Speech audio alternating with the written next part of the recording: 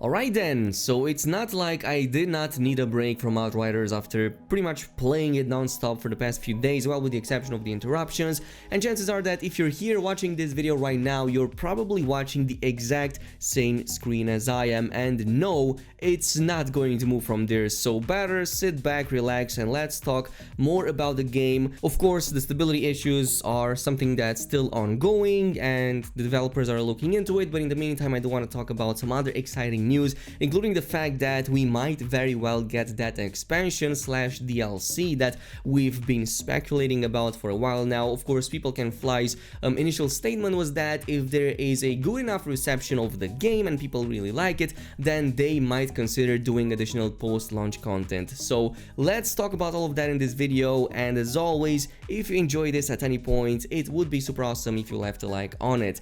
But it's kind of ironic that they started the weekend with this message right here. We hope everyone is enjoying their weekend on Enoch. We are continuing to monitor our server stability and investigate the recent connectivity issues. Famous last words before posting the second one, which is, yeah, we are currently aware that the servers have imploded and we have to go back into the offices and fix this because it's not going to fix itself.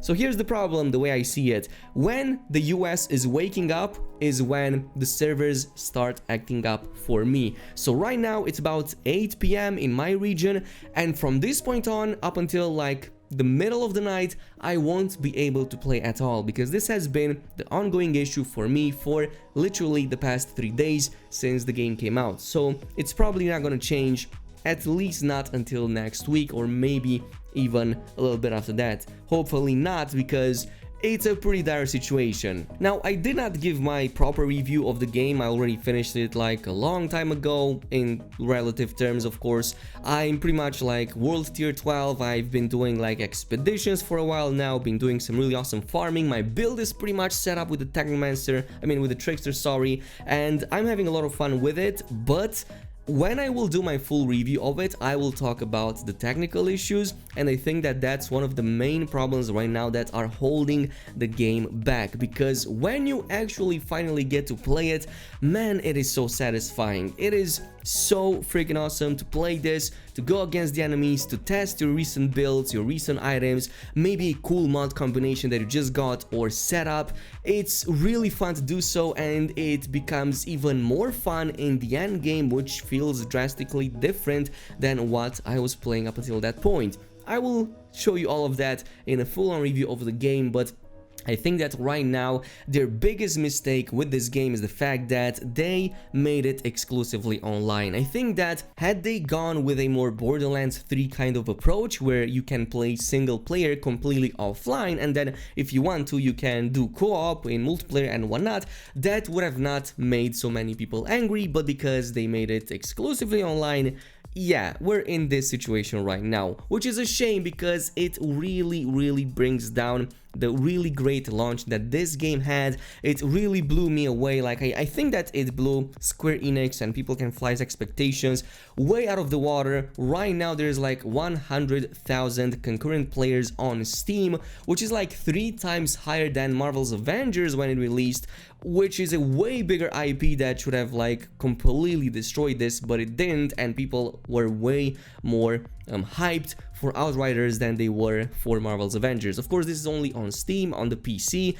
it's really hard to judge the full numbers because we don't have the console numbers, but this is solid news right here. So just a point of comparison, notes Eurogamer, Square Enix high-profile flop Marvel's Avengers hit a peak concurrent player count of 28,145 on Steam when it launched last September. It's currently averaging only 1,000 concurrent players over the last 30 days. Meanwhile, Outriders right now has like 105,000 concurrent players on Steam, and even its beta already had, the demo already had like 33,000, which was already matching Marvel's Avengers with way less content, and it still continued to hold a ton of players, even like 1 month after the demo was already done with by pretty much everybody. So at least in that regard, I am happy, because this brings me to the next piece that I do want to talk about. Of course, huge shout out to Paul Tassi because he posted this recent-ish interview with the developers where they do talk about this DLC, this expansion. There's also talks about a sequel, by the way, that I do want to talk about in just a little bit. So it's more than likely that now that the game has so much success, we might finally get to see this. So I will not go over the entirety of the interview. I just don't want to like read everything like I'm some kind of prompter reader or whatever. I'm just gonna go over the more relevant parts. So one really interesting question that I also want to address here in this video is, what were some of your influences when building Outriders? For instance, Anthem was reportedly not supposed to reference Destiny, a rival looter, during development, but were purposefully drawing from other games in the genre. So of course Anthem was supposed to be the Destiny killer, so that was what it was compared to. And here is the very interesting response. We were never looking at those competitors. To be honest, we were always looking at RPGs and fantasy games. For inspiration, everything started with Diablo, which we still regard as best in class. We wanted to use Diablo as a reference, not really other games from our genre. We of course knew these other games that Outriders is compared to and have played them, but we were not copying the things they were doing. Going off of that, I would even venture to say it's the opposite. We feel that there's no shooter game in this exact RPG shooter space, and we decided to make one, which is a pretty solid argument because if you look at the progression in Outriders, it is comparable more with something like Diablo rather than with something like Destiny, and it's definitely obvious from how you get showered with loot, but also the way it works with how you advance in the world tiers, with how you progressively have to challenge yourself to become even better, to constantly look at your build. Of course, this is something that you do in other games as well, but it's a completely different approach in Destiny rather than with Outriders, so I think the comparison with Diablo definitely stands. Now, on the subject of DLCs and expansions, you've repeatedly said that Outriders is not meant to be a live service game and is complete at launch, but what would be the threshold for you to consider future content, missions, guns, classes and such?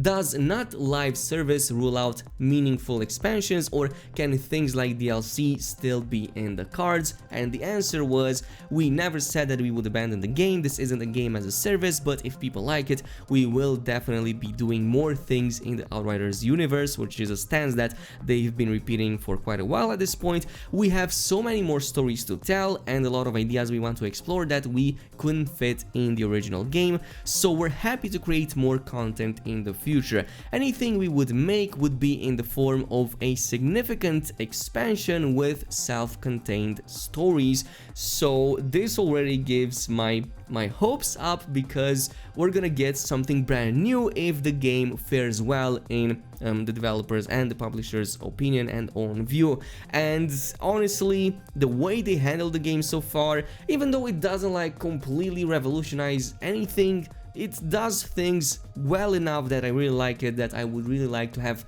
more of it in the future. If I look at games like Anthem or even Marvel's Avengers, I wish they had even the loot system just from Outriders alone, let alone like the progression, the world tiers and the cool other stuff, to the point that I think that Outriders right now is literally spoiling me and I might not be able to look at games the same way just because the world tier system is so damn good and fun to progress through. Of course, there's also talks about a level cap raise, which is not completely ruled out since obviously it would add more progression on top. So will there be a Borderlands style level cap raise in the future for additional skill points for a broader spectrum of builds? And we are still deciding on things like this, so we'll have to wait and see. Now, totally let me know down below what is your opinion on all of this, because the Borderlands 3 way of raising the level cap was kind of like a hit and miss for some players at the very least.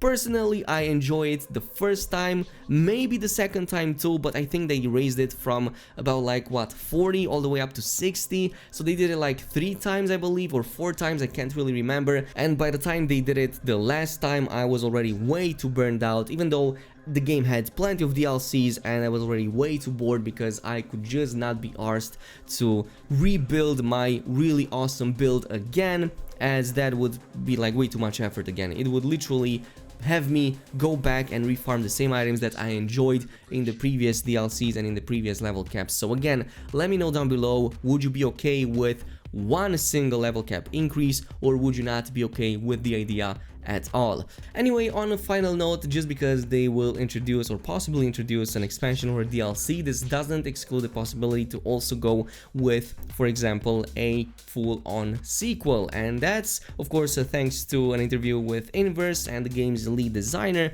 So at one point in the interview towards the end, it mentions what are your goals with post-launch support for Outriders. Of course, the same question again, where they talk about a lot of stories still left to be told in Outriders, but they also mentioned that part with the sequel. So I hope that the players will convince Square Enix and us to go on with a different title and continue our story on Enoch, which sounds a little bit more different than having just a regular old expansion and rather a full-blown sequel. So at this point, anything stands. Hopefully we're gonna get to see a DLC rather than an expansion, but you know, time will tell, and it's a matter for Square Enix and People Can Fly if the game is successful enough.